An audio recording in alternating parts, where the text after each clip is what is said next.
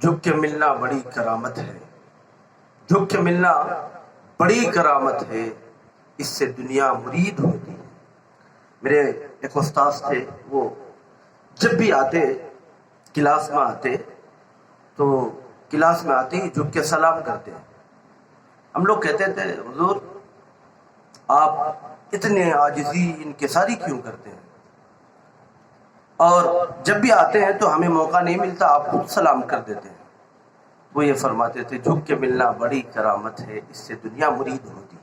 بہرحال عاجزی انکساری تواضع یہ اللہ تبارک و تعالیٰ کی بارگاہ میں بڑا پسندیدہ عمل ہے، اور اللہ کی بارگاہ میں بھی اور دنیا میں بھی، دنیا کے لوگوں کے سامنے بھی اگر عاجزی انکساری تواضع کیا جائے تو لوگ اس بندے کو پسند کرتے ہیں۔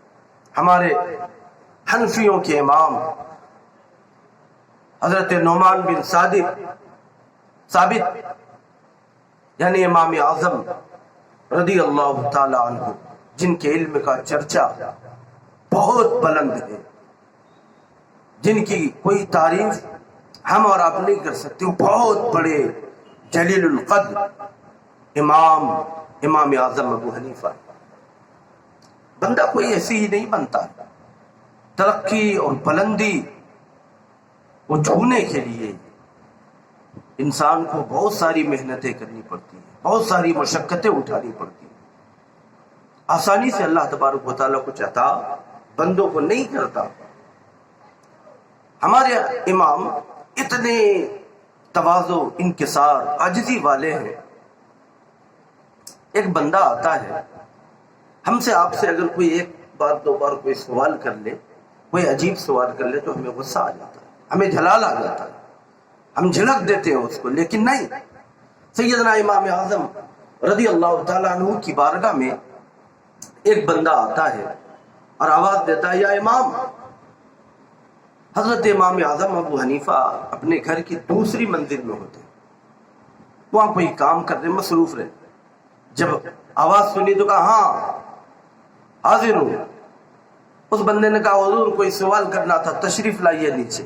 حضرت سیدنا امام اعظم حنیفہ نیچے تشریف لائے اور دروازہ کھولا جب تو وہ بندہ کہتا ہے حضور میں سوال کرنے کے لیے آیا تھا لیکن بھول گیا، یاد نہیں، بھول گیا۔ امام اعظم نے فرمایا کوئی بات نہیں، جب یاد آ جائے تب آ کر پوچھ لینا۔ پھر سیدنا امام اعظم سیڑھیاں چڑھے، اوپر چلے گئے۔ جب اوپر گئے تو پھر اس بندے نے کہا حضور یاد آ گیا، آپ تشریف لائے نیچے۔ سیدنا امام اعظم ابو حنیفہ پھر تشریف لائے، دروازہ کھولا، جب کھولا تو وہ بندہ کہتا حضور پھر بھول گیا، یاد تھا پھر بھول گیا۔ امام اعظم فرماتے ہیں کوئی بات نہیں، جب یاد آ جائے تب پوچھ لینا۔ پھر امام اعظم رضی اللہ تعالیٰ عنہ سیڑھی چڑھ کر اوپر تشریف لے گئے۔ جب اوپر گئے تو پھر اس بندے نے کہا حضور یاد آ گیا، تشریف لائیے۔ امام اعظم ابو حنیفہ تیسری بار آئے، جب دروازہ کھولا تو اس نے کہا کہ حضور یاد تو تھا پھر بھول گئے۔ ایسے ہی کر کے اس بندے نے 7 بار حضرت امام اعظم ابو حنیفہ کو بلایا، سیڑھیاں چلایا، پھر بلایا، سیڑھیاں چلایا، اور 7ویں بار میں 8ویں بار میں اس بندے نے کہا دیکھیے اتنا ستانے کے بعد بھی آپ کو غصہ نہیں آیا، جلال نہیں آیا۔ امام اعظم ابو حنیفہ رحمۃ اللہ تعالی علیہ کو 7 بار اوپر نیچے کرنے کے بعد بھی آپ کو جلال غصہ نہیں آیا۔ اس کے بعد بھی کوئی اہم سوال ہو تو الگ بات ہے۔ اس نے کہا 8ویں بار میں کہ اچھا یہ بتائیے امام کہ پیخانہ جو ہوتا ہے، لیٹرنگ جو ہوتا ہے، اس کا مزہ میٹھا ہوتا ہے یا پھیکا ہوتا ہے؟ اب بتائیے اگر ایسے سوالات ہم سے کیے جائیں اور وہ بھی اتنا ستانے کے بعد، تو پتہ چلے گا کہ ہماری بی پی کہاں گئی، ہمیں کتنا جلال آئے گا، غصہ آئے گا کہ کمبخت ایسے سوالات کرتے ہو، اتنا ستاتے ہو۔ لیکن نہیں، امام اعظم ابو حنیفہ رحمۃ اللہ تعالی علیہ کو اللہ تبارک و تعالیٰ نے علم قرآن، علم حدیث، علم فقہ، بلکہ بہت سارے علوم سے نوازا تھا۔ اللہ نے آپ کو فراست دی تھی، عقل دیا تھا، قرآن پاک کا علم دیا تھا۔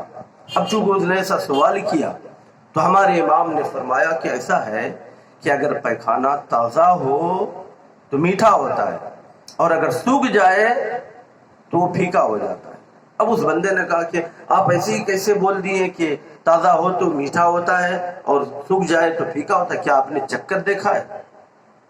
ہمارے امام نے فرمایا کہ دیکھو، جب پیخانہ تازہ ہوتا ہے تو اس کے اوپر مکھیاں بیٹھتی ہیں، اور مکھیاں میٹھی چیز پر بیٹھتی ہے، تو پتا چلا کہ جب تک تازہ ہوتا ہے تو وہ میٹھا ہوتا ہے، اور جب وہ سوکھ جاتا ہے تو مکھیاں نہیں بیٹھتی، تو پتا چلا کہ سوکھنے کے بعد وہ پھیکا ہو جاتا ہے۔ یہ علم ہے، اور یہ تواضع ہے، انکساری ہے، عاجزی ہے، یہ سیکھنا ہوگا۔ یہ سیکھیں گے، ایسے نیک بندوں کے نقش قدم پر چلیں گے تو اللہ تبارک و تعالیٰ بھی ہمیں علم سے ہمیں نوازے گا اور اللہ تعالیٰ کرم فرمائے گا۔